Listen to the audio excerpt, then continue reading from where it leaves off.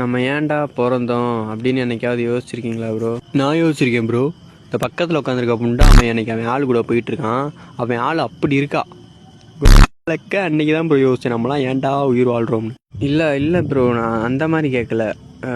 மனசு கஷ்டப்படுற மாதிரி ஏதாவது நடந்திருக்கா அப்படின்னு கேட்குறேன். நடந்திருக்கு ப்ரோ. அந்த பக்கத்து வீட்டு ஆண்டி இருக்குல்ல, அவன் புருஷன் பார்த்தேன்னா சரியான சொங்கி ப்ரோ, சரியான சொட்டத்தலையன் ப்ரோ.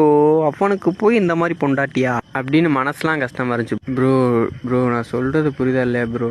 நான் உண்மையாக இருக்கேன் ப்ரோ, ஆனால் என்னை யாரும் நம்பவே மாட்டுறாங்க ப்ரோ. அந்த மாதிரி ஏதாச்சும் உங்களுக்கு நடந்திருக்கா? நடந்திருக்கு ப்ரோ. அந்த பக்கத்து வீட்டு ஆண்டி இருக்குல்ல, அந்த ஆண்டி நான் உண்மையாக தான் ப்ரோ இருந்தேன். டே கோமாலக்கா எந்திரா. வந்ததுலேருந்து நானும் பார்க்குறேன் பொம்பளை அப்படின்னு இருக்க. மரியாதையாக எந்திரிச்சு போயிரு. இருக்க டென்ஷனு காட்டில் எடுத்து மண்டையை உடச்சு போடுவேன். Sorry for disturbance bro. நீங்கள் ஏன் ப்ரோ சோகமாக இருக்கீங்க? என்னாச்சு ப்ரோ? ஒரு வாரமாக அந்த ஆண்டியை காணாம் ப்ரோ.